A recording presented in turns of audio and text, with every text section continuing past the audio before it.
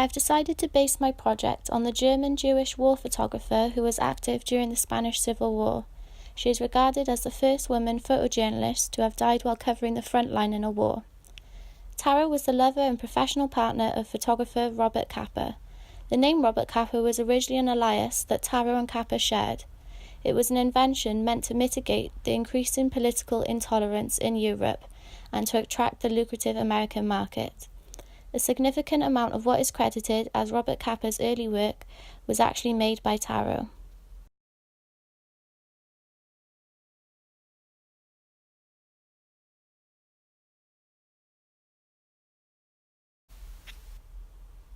So what caused the Spanish Civil War? Spain spent much of the 1920s under dictatorship of Miguel Primo de Rivera, and the economic hardships caused by the Great Depression intensified polarization within the Spanish public. An election on February 16, 1936, led to a left Labour government. Fascist and extreme right forces responded in July 1936 with an army mutiny and coup attempt that expanded into a civil war. Who fought in the Spanish Civil War? The main antagonists were the Nationalists under General Francisco Franco and the Republicans under Francisco Largo Caballero, and later Juan Negrin. The Nationalists were supported by Mussolini's Italy and Nazi Germany. As you can see on the map to the right, the majority of Spain were Republicans fighting against the Nationalists.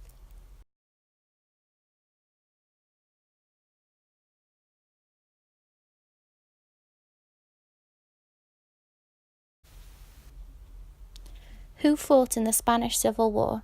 The main antagonists were the Nationalists under General Francisco Franco and the Republicans under Francisco Largo Caballero, and later Juan Negrin. The Nationalists were supported by Mussolini's Italy and Nazi Germany. As you can see on the map to the right, the majority of Spain were Republicans fighting against the Nationalists. Here are some key facts regarding the Spanish Civil War. The war was the bloodiest conflict Western Europe had experienced since the end of World War I in 1918. It was the breeding ground for mass atrocities. About 200,000 people died as the result of systematic killings, mob violence, torture, and other brutalities. The fighting displaced millions of Spaniards. Some 500,000 refugees fled in 1939 to France, where many of them would be interned into camps. 15,000 Spanish Republicans ended up in Nazi concentration camps after 1940.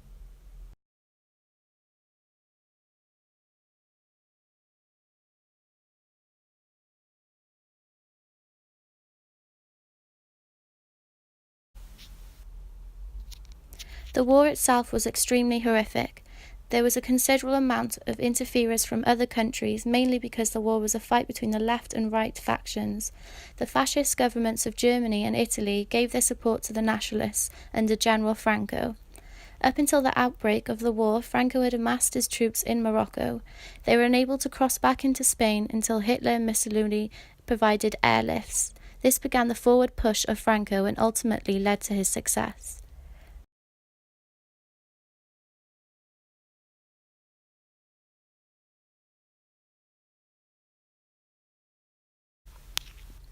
The Spanish Civil War has often been seen as a prelude to the Second World War. Indeed, there are a lot of tactics that were adopted and that became widespread during World War II. For example, it was the first war where air power played a significant part, and this included bombings of towns and other civilian targets. Armoured vehicles were used in formation to drive the enemy back. Propaganda was also widely used against the Republican supporters, which broke a lot of their resolve.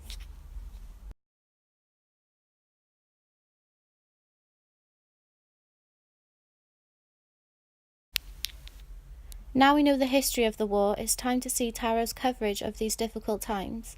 For a long time, Gerda Taro's fame was overshadowed by that of her colleague and partner Robert Capa. Today, Taro is considered to be a pioneer of war photography.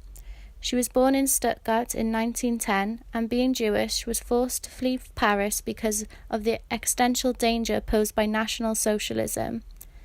Taro left for Spain in 1936, together with Robert Capa, to report on the fighting between the Republicans against Franco's fascists.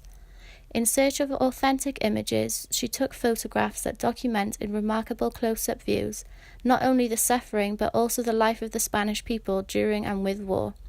This approach marked a new era in war reportage.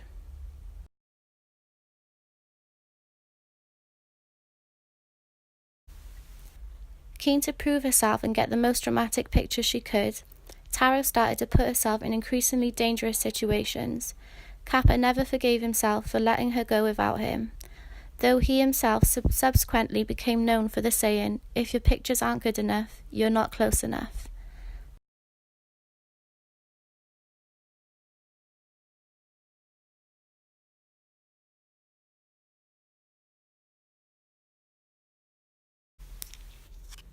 Almost 400,000 women served in and with the armed forces during the Civil War. This created a rise of the importance of women within society. Taro has captured this important element of the war in these 3 images. We see the strength and ability of women and how they were prominent in the Civil War. My favourite from these images here is the single one on the right. We can see a woman training for war. The way she is posed makes her body almost look like a gun that she is holding in her hand. It shows us the dedication women had just as much as the men during these desperate times.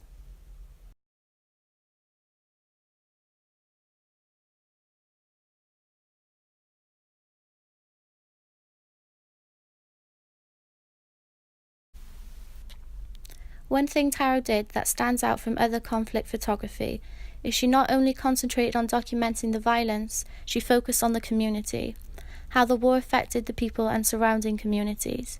In this set of images, we get a sense of how children were affected by the war. They were exposed to the destructions caused and had to adjust to life in war. In Taro's images, we see how it became normality to the children. They are still smiling and playing even though their homes have been destroyed.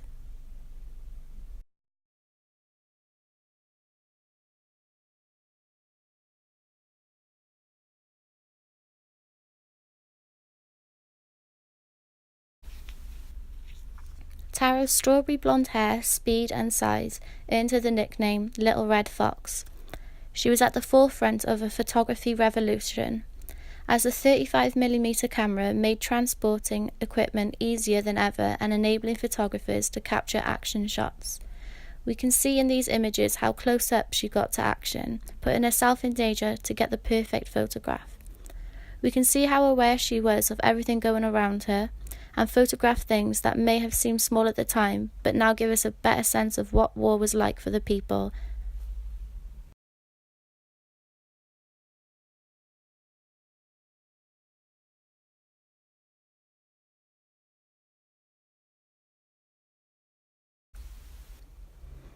So many lives were lost during the Civil War, and these images tell us the extent of this. From these images, we get more of an emotional impact. We are able to see the pain the people of Spain suffered. They also demonstrate how many people had to fight in the war and how it took over the lives of the Spanish. We get an emotional response to the image of the air raid victim in particular. The way Taro included the woman comforting him in the frame makes us feel more empathy and realise how people were affected by the war. Families were torn apart and people's lives changed forever.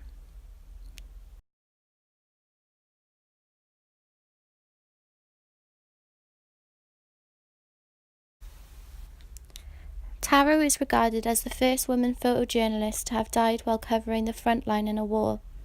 A photograph believed to be of Taro, lying on her deathbed in a hospital during the Spanish Civil War, has been found 80 years after she was killed. She died while photographing a chaotic retreat after the Battle of Brunete, shortly after Franco's troops had won a major victory. By the time of her death, both Taro and Kappa had become famous, and Cisoire organised a huge funeral for her in Paris.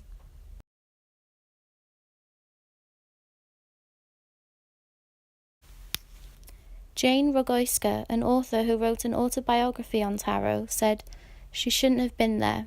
It was a far too dangerous part of the battle. She got too involved, became a star reporter, and over-identified with the Republican cause. But she got too into this conviction that she had to bear witness. The troops loved her and she kept pushing. Kappa warned her not to take too many risks."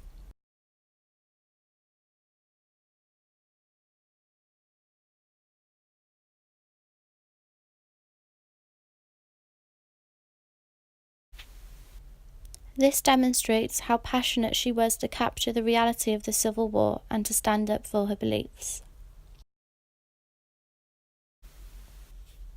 Today, Kappa's name is internationally recognized, but until recently, Taro was largely forgotten. Taro was only 26 years old when she was killed. It's really quite tragic that beyond dying so young, we didn't have an opportunity to see how her work as a photographer would develop.